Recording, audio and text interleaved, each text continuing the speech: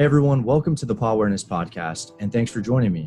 Be sure to rate, review, and subscribe on iTunes, Spotify, and YouTube, and also check us out at pawareness.org and on Instagram at pawareness_official. On Instagram, we are doing submissions for Pet of the Week, where you can submit your foster pet, and we'll pick one winner every month, and we'll give $200 to their choice of charity or foster. Thanks for watching, and I hope you enjoy this episode.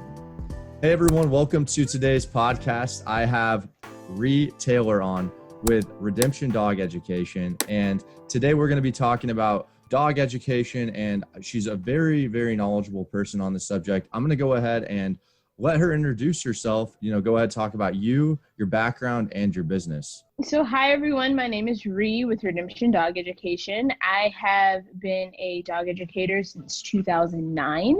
I started off at Petco as just a group class dog trainer, and it kind of ventured off into me working for a couple of other companies, realizing that it wasn't for me. And then back in 2016, I decided to open up my own business. So I'm very thankful for that entire journey. And so it brought me from Birmingham, Alabama, all the way here to Washington, D.C. So I'm excited, for sure excited about the future of my business as well. So are you currently working, do you deal with like a lot of hands-on training then? So are you working with only people in your area, or have you opened that up outside of your geographic location? So I've always had clients in the Birmingham area, but and while in Birmingham, I had expanded out to a couple of other states. With COVID, I will say I am thankful for that, because that has kind of opened up the door for me to expand even more with being able to offer a lot more virtual lessons. So yeah, I'm now able to travel as well as opening up to other people who are in other places by a virtual session. Perfect. So let's say I have a dog, right? And I need him to do this particular task or behave a certain way. What exactly, can you describe the process, and like how long does it take? And usually maybe it's a case-by-case basis, and what does that kind of look like for you? Well, in my opinion, and what I tell all of my clients, it's really depending on you and your dedication to the program. So I offer, 1 sessions, and I also offer packages, right? So it really just depends on how much time you have, what issue you're having, as well as your dedication to the work that you have to put in to work on whatever that issue is. A lot of issues aren't as big as people believe that they actually are. So, really, once I have like a 5-10 minute phone consultation with you, I'm able to decide what direction you need to go in, as well as if you are a client that I can help. So I'm able to, to tell that just based off of a few minutes on the phone at first. Yeah. And you bring up a good point too about how much does the person have time to dedicate to the program.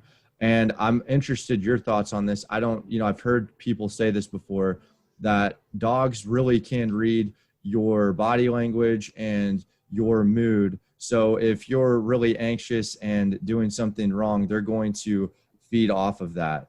And Sure. Do you see that? Do you think there's any merit to that, or what are your thoughts? Yeah, our dogs are paying attention to everything that we do. One of the things that I actually reveal to a lot of my clients is that dogs mimic behavior.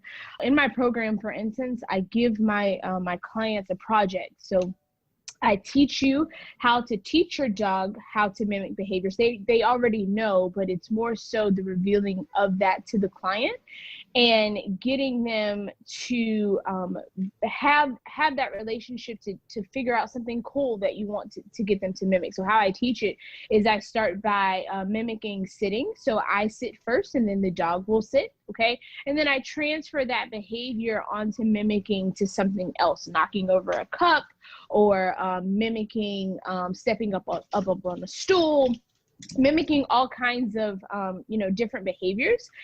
But with that, you get to see how in tune your dogs are with you. You know, they do know when you're upset. They do know when you're happy and anxious. You know, even with me and my personal dogs, I'm able to check in with myself based on how my dogs are treating me. So if my dogs are downstairs and I'm upstairs, I know something's off because they're choosing not to be around me.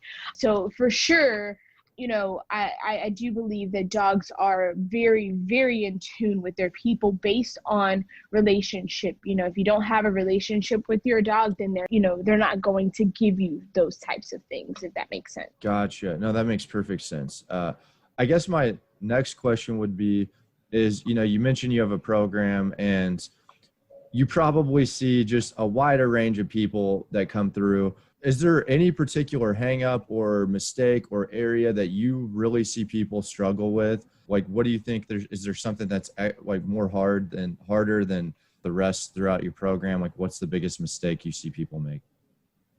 Well, a lot of issues that I have are reactivity issues. That's a lot of the cases that I see. I either get puppies, like brand new puppies, or reactive dogs. And a reactive dog is a dog who barks and lunges at people or other dogs or anything, honestly, on a leash, in a fence. So any type of reactive behavior is a lot of what I see as well. So with both of those situations, with the young puppies as well as reactive dogs, the very first thing with any issues that you're having, whether that be potty training, whether that be them barking and lunging at another dog on a leash, it first starts with relationship.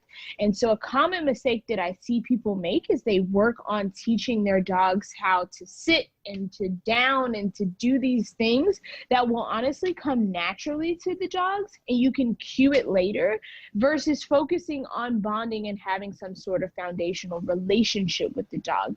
So I feel like that's a huge mistake that I see people have. They either adopt a dog or get a dog from a breeder, and then they go either ship the dog off somewhere to training, or they do something in regards to forcing the dog to learn certain behaviors, and it's not necessary as of yet. So of course, incorporate and do those things, but your main focus honestly should be relationship. Okay, that's a unique point. So you're saying that there is so much value in just an owner taking that ownership to train their dog as opposed to just handing it off to someone else. And it sounds like that's what you're helping them do, is you're giving them the tools that they need to be able to do that. Sure, absolutely. And, and I'm not at all saying that, going to a trainer or sending your dog to a trainer isn't beneficial. I'm not saying that at all, because, based on your specific needs, it for sure can be. However, even before that happens, you first should have a relationship with that dog, because guess what? When you send that dog off to training, that dog now is becoming accustomed to that trainer's way of educating and that trainer's way of doing things in their household or their facility or wherever they are at. That's a totally different transition once that dog gets back home. And a lot of trainers I have personally seen don't prepare their clients for that prior to, nor do they give them any handoff instructions as well as to what to do when your dog gets home, in regards to them listening to you for the behaviors, not just me. Does that make sense? Yeah, I totally get what you're saying. And it's sure. So you're saying like there's this you need the groundwork. You need this groundwork to build upon.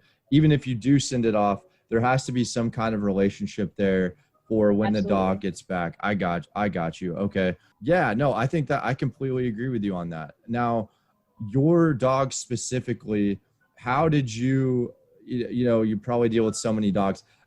I know you mentioned before the call that you have quite a few dogs. How did you get them? Like, was it just kind of accident or? Not really. Yes and no. So I have 7 dogs, and my very first dog was Roscoe. I got him for a graduation present from high school. We had family dogs in the past, but he was my first personal dog that was my sole responsibility, right? So my uncle, got him for me. My uncle raises beagles because in Alabama they do hunt. So I took a hunting dog and turned him into a house dog, into an apartment dog. Not only, everybody said, you'll never be able to keep that beagle in an apartment. Beagles bark too much. And I said, well, I'm going to figure this out. And sure enough, he's been with me for 10 years now. But the thing with Roscoe is that he's extremely, extremely friendly. So, which leads me to my Doberman Ross. One of the apartments that I lived in wasn't the most safe, I can say. And Roscoe is the type that is like, hey, dude, you got treats in a window? Cool. I will come in and you can bring mom with you. So I needed a dog that was going to at least look scary. And Ross ended up looking scary and actually being one of my only protection dog. So, and then it went from that to me driving down the street and I see these guys running around in circles and I was like, what are they doing? And I noticed that they are looking for their dog, like that has ran up under the car. So I immediately get out, I help them. I reach down, she runs straight to me. I hand her off, she's this big. I hand her off and he goes, yeah, that's not our dog. We were just trying to get her out of the road. And I immediately go, oh shit. I knew that she was going to have to come home with me. So that led to Hoochie. Then I decided to want to foster a dog to help out a rescue. My best friend has a rescue in Birmingham, Alabama, Peace Loving Dog Paws. And so she had this dog that had been in boarding for the majority of the time that they had her. And that was a failure because, she was with me for I don't know how long. She's like, yeah, she's definitely staying. Yeah. And then I got Tundra from this fabulous breeder also in Pelham, Alabama. His name is Wayman. He deals with Rottweilers, and I don't advertise breeding. But when it comes to breeding dogs, if it's responsible, I'm all for it. And he is one of the very few in the game that is for sure doing things responsible. He's, interviewing these people. And so I just could not have one of his dogs. And so I got Tundra. And she works with me a lot in regards to demoing and things like that. She's fabulous, and I give a lot of that credit to him, honestly. And then got into a relationship with a guy who already had a dog, but now she's definitely our dog. And so that's our husky Nala. And then the last addition to the crew is Mr. Taki. He is formerly known as Felix. The person who I got him from, she was going through a transition in life and just couldn't take Taki on anymore. So he was coming on as a trial right actually before COVID hit. And we quickly decided that he just meshed way too well with the pack. And so he's number 7. And so that's everyone. That's definitely, hopefully that didn't take too long to explain. No, that's like, I feel like everyone has, everyone who has the pet, they have their own story. Some of us just happen to have more stories than others. So, yeah. And like, I like the term you used to, pack. That's definitely, and it's, you guys have I saw a couple of them, and it's definitely a wide array of different types of dogs for sure. Yeah, absolutely. Everybody's different. That is so, and this was something I wanted to ask you about. So like one of my passions is entrepreneurship and just starting your own thing. What advice do you have? And this can go with people wanting to maybe get into this or whatever it may be. What advice do you have to someone who is taking a passion and turning it into a business? Do you have any passion or like advice, regrets, anything like that?